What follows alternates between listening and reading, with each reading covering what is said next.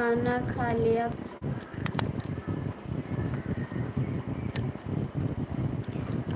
चंदन भैया, आज हमारी तबीयत बहुत ठीक नहीं है।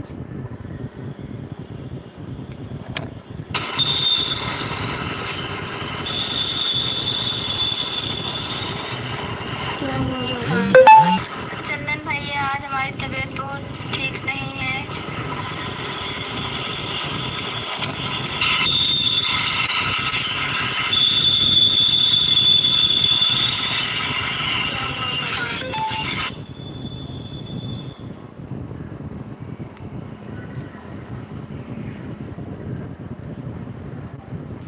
दवाई क्या हो? पता नहीं, कहीं भी आज चक्कर आ रहा है बहुत ज़्यादा। पता नहीं, कहीं भी आज चक्कर आ रहा है बहुत ज़्यादा।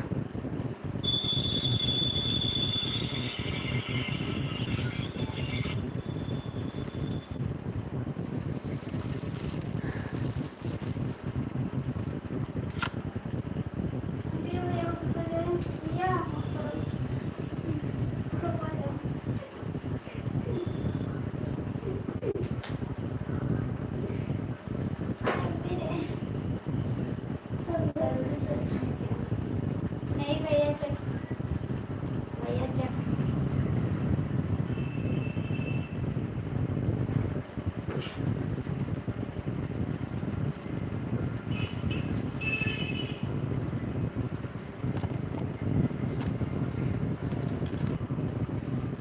आपका आवाज़ फंस रहा है, पता नहीं क्या बोलती हो।